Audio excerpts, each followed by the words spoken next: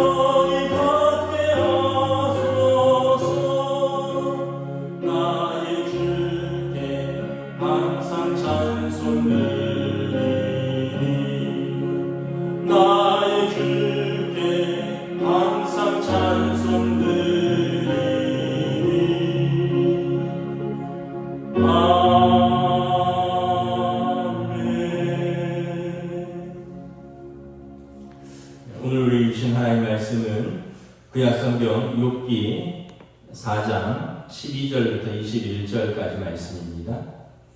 욥기 4장 12절부터 21절까지 말씀입니다. 다 찾으신 줄 알고 저희 여러분들이 한 절씩 교도하도록 하겠습니다. 욥기 4장 12절부터 21절입니다. 어떤 말씀이 내게 가만히 이르고 그 가느다란 소리가 내 귀에 들렸었나니 사람이 깊이 잠들 즈음 내가 그 밤에 본 환상으로 말미암아 생각이 번거로울 때 두려움과 떨림이 내게 이르러서 모든 뼈마디가 흔들렸느니라. 그때 영이 내 앞으로 지나매 내 몸의 털이 쭈뼛하였더라. 그 영이 서 있는데 나는 그 형상을 알아보지는 못하여도 오직 한 형상이 내 눈앞에 있었느니라. 그때 내가 조용한 중에 한 목소리를 들으니 사람이 어찌 하나님보다 의롭겠느냐? 사람이 어찌 그 창조하신 이보다 깨끗하겠느냐? 하나님은 그의 종이라도 그대로 믿지 아니하시며 그의 천사라도 미련하다 하시나니 하물며 흙집에 살며 티끌로 털을 삼고 하루살이 앞에서라도 무너질 자이겠느냐? 아침과 저녁 사이에 부스러져 가루가 되며 영원히 사라지게 기억하는 자가 없으리라. 장막줄이 그들에게서 뽑히지 아니하겠느냐? 그들은 지혜가 없이 죽겠느니라. 아멘. 할렐루야. 네, 오늘 또 새날이 시작되었습니다. 주님 주시는 은혜와 평강이 가득한 복된 날 되시기를 축복합니다. 4장에 고난당하는 욥에게 대만 사람 엘리바스가 와서 여러 가지 조언과 충고를 하죠.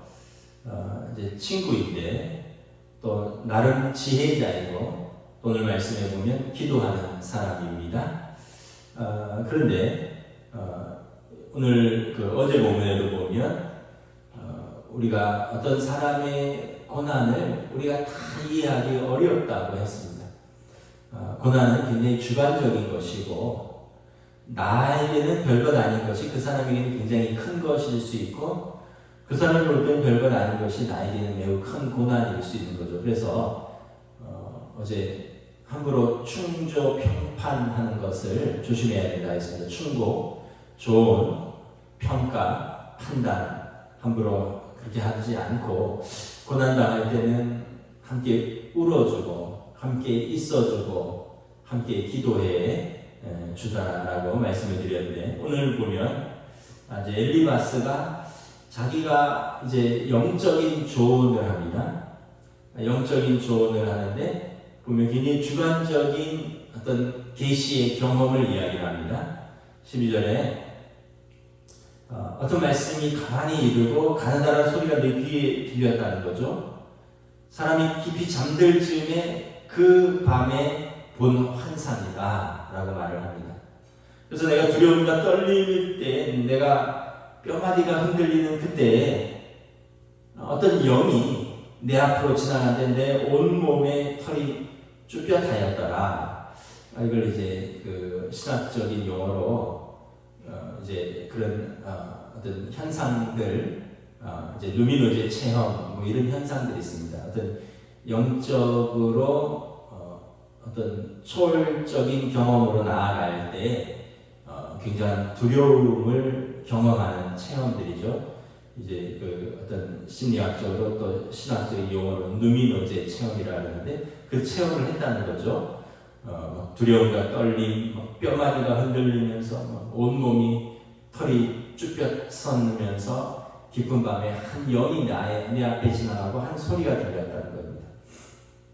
16절에 보면 그 영이 서 있는데 어떤 형상을 가지진 않았다는 거죠. 어떤 형상이 있는데 내가 알아볼 수 있는, 사람이 알아볼 수 있는 형상은 아니었다는 것입니다. 그런데 그 환상 중에 그 영이, 나를 두렵게 하던 그 영이 조용한 중에 한 목소리를 내었는데, 내용은 이러는 거죠. 사람이 어찌 하나님보다 의롭게 했느냐? 사람이 어찌 그 창조하신 자보다 깨끗하게 했느냐?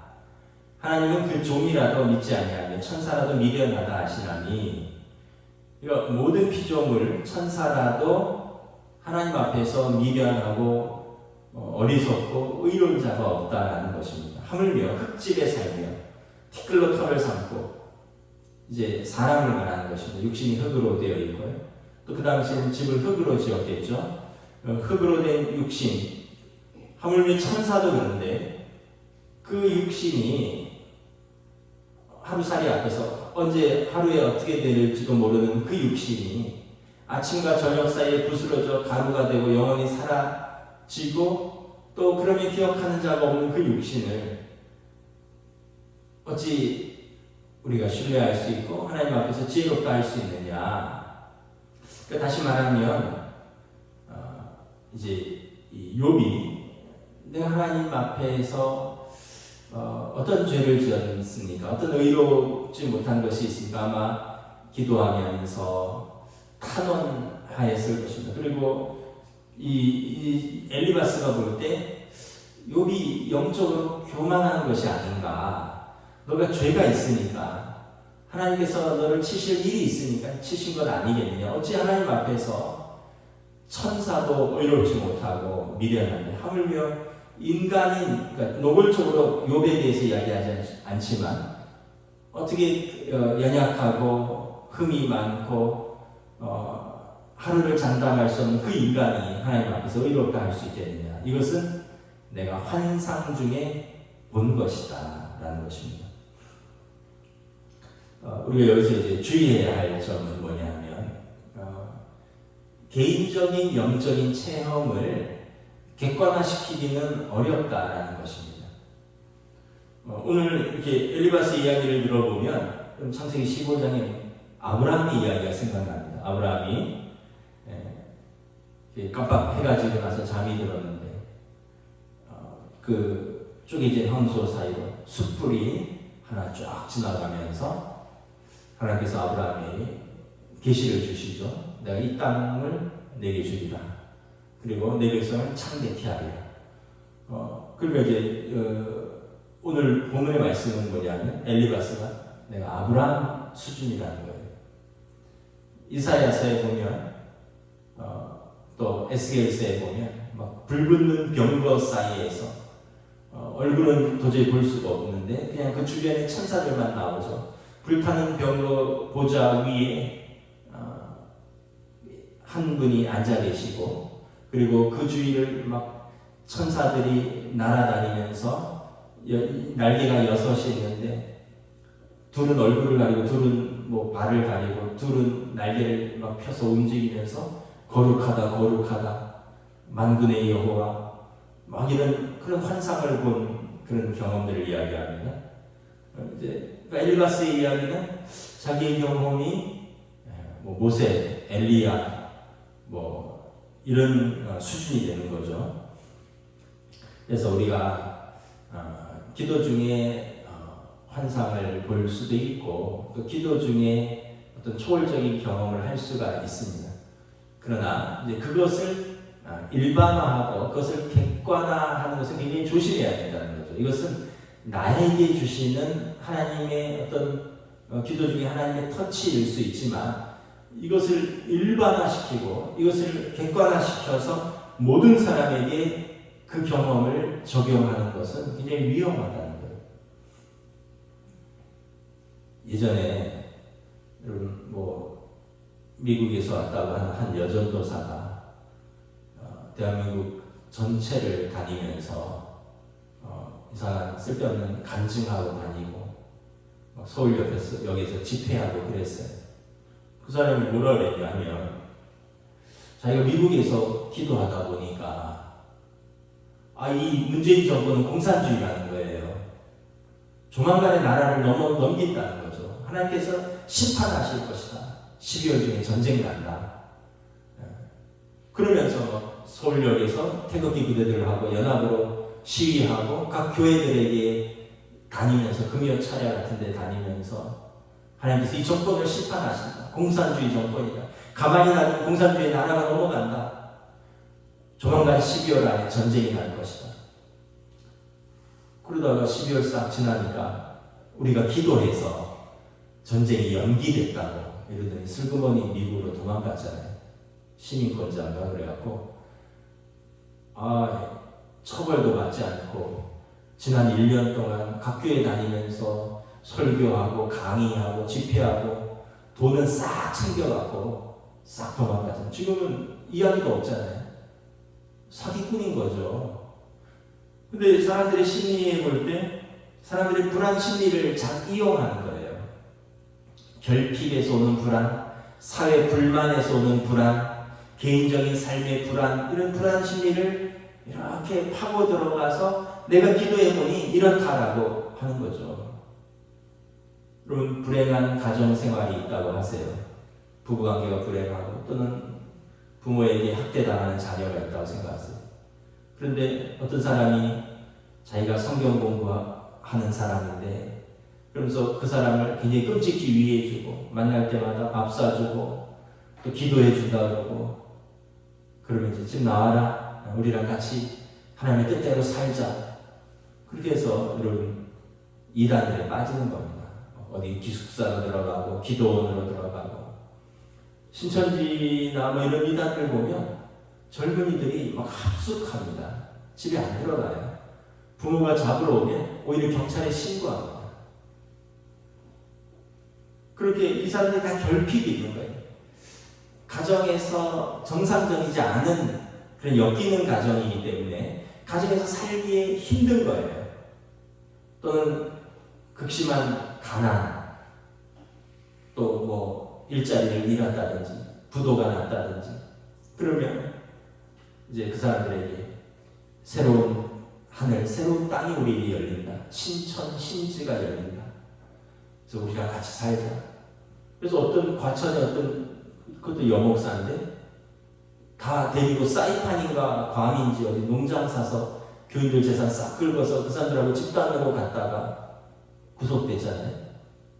그런데 그 교인들은 최근에 조선일보랑 어디고 동아일보인가에 전면 광고를 냈다더라고요.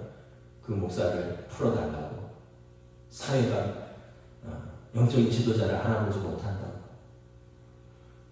그러니까 여러분 우리가 이렇게 보면 다 어떤 결핍이 있기 때문에 어떤 의지하고 싶고 또 소망이 없는 사람들에게 이렇게 거짓 교사, 거짓 선지자, 이단들이 싹 이렇게 마술을 이렇게 들이미는 겁니다.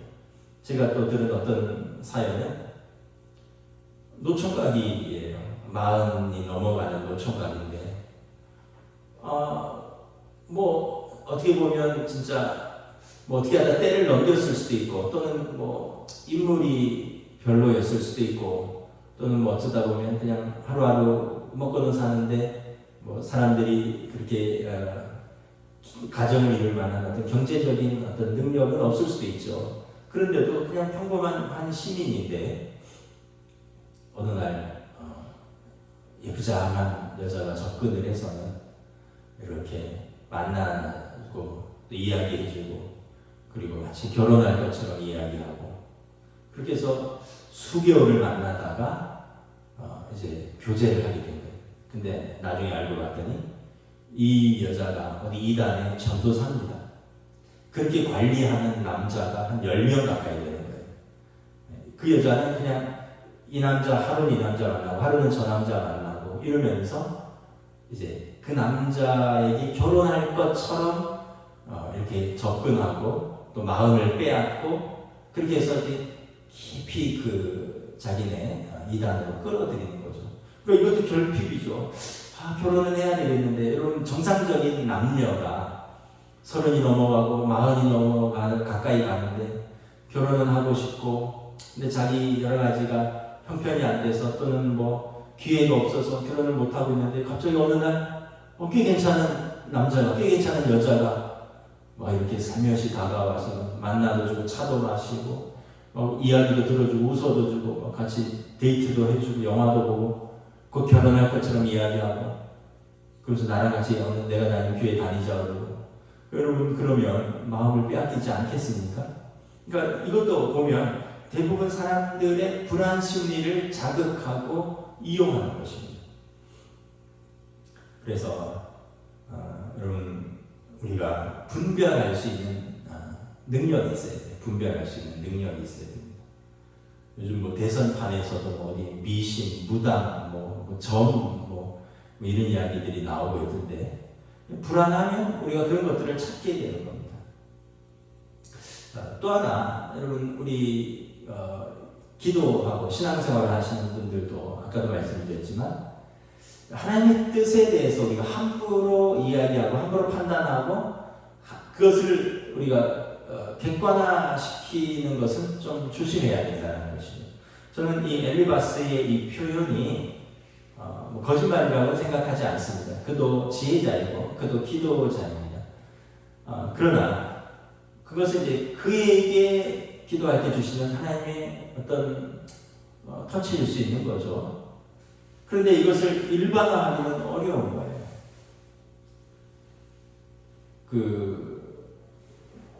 예전에 선교단체들에서 그런 표현들을 썼는데 그것도 우리 신학교에서는 조심해야 된다고 경고를 했는데 선교단체는 이제 페라처치라고 해서 교회 주변에서 선교 사역을 감당하다 보니까 좀 더 자유롭고 좀 더 과감하게 이제 신앙생활하고 선교하는데 그때 쓴 표현 중에 하나가 하나님의 음성 듣기 이런 그런 과목도 있고 그런 프로그램도 있고 그런 훈련도 있습니다. 물론 이제 기도하고 말씀 속에서 하나님의 음성을 듣는 건데 그러나 여러분 우리가 말씀을 통해서 또 기도를 통해서 하나님께서 그런 마음을 내게 주실 수 있어요. 그러나 그것을 내가 하나님의 음성을 들었다라고 함부로 쉽게 또 얘기하기도 조심스럽다는 거예요. 그건 나에게 주신 하나님의 마음입니다. 하나님께서 나에게 이런 마음을 주셨어. 이거랑 하나님께서 나에게 이렇게 말씀하셨어. 이런 마음을 주셨다는 얘기는 어떤 의미냐 하면 내가 그 문제로 깊이 기도하던 중에 기도 가운데 하나님 나를 만지시고 또 하나님의 말씀으로 나를 이끄시고 그래서 나의 마음의 어떤 경향성의 변화를 의미하는 것입니다. 그런데 하나님 이렇게 말씀하셨어 하면 그건 이제 답이 되어버리는 거죠. 정답이 되어버리는 것입니다. 그러면 혹시 그게 아니면 어떻게 될 거예요? 그 교회 안에서도 가끔 가다 보면 그런 미신적인 또는 함부로 이야기해서 교회 질서를 어지럽히고 교회를 혼란에 빠뜨리는 분들도 있습니다. 최근에 어떤 뉴스를 봤더니 교회 안에서 어떤 대형 교회를 강남에 어떤 권사님이 내가 기도하는데 쉽게 얘기하면 어디 투자하는 걸 하나님 콕콕 집어준다는 거예요. 그러면 이렇게 많이 수익을 올렸다는 거예요. 그러면서 당신도 돈 벌고 싶으면 나한테 투자해라. 그리고 뭐 수십억, 뭐 100억이 넘어가는 돈을 강남의 어느 교회, 대형 교회에서 한 분이 그렇게 하나님의 뜻, 기도하는 가운데 하나님 주식 종목 콕콕 찔러주듯이 하나님 어디 투자하라고. 그러고는 처음에는 어떻게 했냐면 이 돈을 받아서 저 사람한테 이자 주고 저 돈을 받아서 저 사람한테 이자 주고 쉽게 얘기하면 돌려막기를 하는 거죠. 그래서 요즘 뭐 은행 이자가 뭐 1%나 됩니까? 적금 넣어봐야 1%, 2%나 되나요? 근데 이 사람한테 투자하면 8%, 10% 보장을 하니까 매달 10%씩 꼬박꼬박 이자를 주니까 그 난리가 난 거죠. 나중에 보니까 이제 갚을 수도 없고 그거 가지고 그대로 잠적해버린 거죠. 이 교회 안에서 기도 중에 하나님이 이렇게 투자하다 하셨다고 뭐 이런 겁니다. 여러분 만약에 그렇다면 기도하는 사람들이 다 가난할까요? 왜 가난할까요? 그럼 여러분 우리 다 집 한 채씩, 두 채씩, 몇 채씩은 가지고 있어야 되지 않을까요? 제가 좀 우스운 이야기인데 예전에 한번 꿈을 꿨어요. 꿈을 꿨는데 밤에 숫자가 6개가 뚜렷하게 보이는 거예요. 아침에 일어났는데 이게 무슨 꿈인지를 도대체 모르겠어요. 근데 숫자가 6개니까 6개는 뭘까요? 로또잖아요, 로또. 그래서 바로 내려가서 로또를 샀어요. 제가 그때 처음 로또를 사본 겁니다. 얼마 맞았대요? 1,000원짜리 하나 맞았어요. 하나 맞았어요. 6자리 다 틀리고 한 자리 맞았어요. 그래서 혹시 이게 두 번째는 맞을 수 있다 하고 그거를 하나를 바꿨죠. 다시 바꿔서 됐을까요? 꽝 됐죠. 근데 지금 생각해보면 그때 굉장히 경제적인 압박이 있었던 것 같아요. 가장으로서 경제적인 압박이 있고 또 여러 가지 뭐 그런 고민들이 있다 보니까 꿈에 복권이라도 한번 맞았으면 좋겠다 이런 꿈을 꿨던 것 같아요. 그러다 너무 그런 꿈에 이제 그런 것들이 이제 막 하니까 이제 어떤 숫자가 이렇게 싹 지나갔던 것 같아요. 그러면 하나님은 그런 미신적인 하나님이 아니셔요. 우리한테 숫자 보여주고 이거 하면은 어떤 종목은 대박나고 이거 하면은 복권을 맞고 여기에 투자. 하나님 그런 하나님이 아니셔요. 하나님은 여러분 성경 말씀을 잘 보세요. 뭐라고 되어 있습니까? 돈을 사랑함이 일만하게 뿌리가 되나니 그 미혹함이 그를 찔러서 믿음에서 떠나게 하는도다. 성경은 그렇게 얘기하고 있죠. 두 주인을 섬기지 말라. 근데 우리는 내가 얼마나 이걸 그렇게 사모하면 하나님이 내게 응답하신 거 아니냐 해갖고는 아까 강남 대형교회 기도하는 권사님이 얘기했다는 거죠. 막 투자하고 돈을 빌리고 저처럼 꿈에 한 번입니다. 저 딱 한 번. 오해하지 마세요. 매주 사는 거 아니에요. 하도 답답하면 그것도 한번 사보기도 하고. 우리가 하나님의 뜻에 대해서 함부로 이야기해서도 안 되고 잘 분별해야 합니다. 분별하는 방법이 크게 두 가지가 있는데, 하나는 뭐냐면 다른 멘토에게 가서 물어보고 검증을 받는 거예요. 여러분, 하나님께서 정말 하나님의 뜻이라면, 그 사람을 향한 하나님의 뜻이라면 그 사람에게만 말씀하지 않으셨어요. 예를 들어서 나에 대한 하나님의 뜻이에요. 그 나를 사랑하고 나를 위해서 기도하는 제 아내가 그 저에 대해서 기도하면서 하나님 주신 마음을 가졌을 수 있어요. 그러면 문제가 없죠. 그러나 또 한편으로는 또 내가 믿음의 선배가 있다든지 영적인 멘토가 있다든지 그러면 같이 한번 또 검증을 받아보는 거예요. 그러면 나를 향한 하나님의 뜻은 한 사람에게만 주어지는 게 아니에요. 나를 위해서 기도하고 또 정상적으로 신앙생활하는 여러 사람들이 그것을 함께 분별할 수 있는 그런 지혜들이 있는 거죠. 어떤 사람들은 어느 날 갑자기 하나님의 뜻이라고 그래서 직장도 다 그만두고 선교사 가기도 하고 다 그만두고 뭘 한다 그러기도 하고 하나님의 뜻이라고.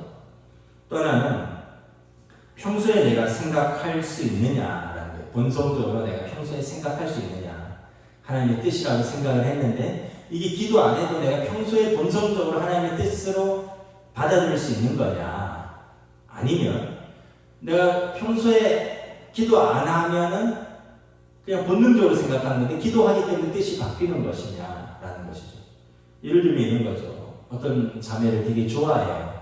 어떤 청년이.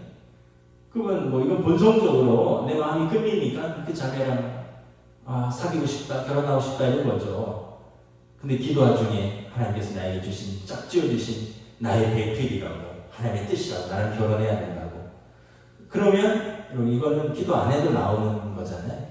그럼 이거는 하나님의 뜻이 아닐 가능성이 있습니다. 그런데 반대로 어느 자매를 굉장히 짝사랑해요. 마음으로 흠모하고 사모하고 사랑해요. 그래서 결혼하고 싶어요. 막 기도를 하는데 오히려 기도 중에 반대로 또 아니다.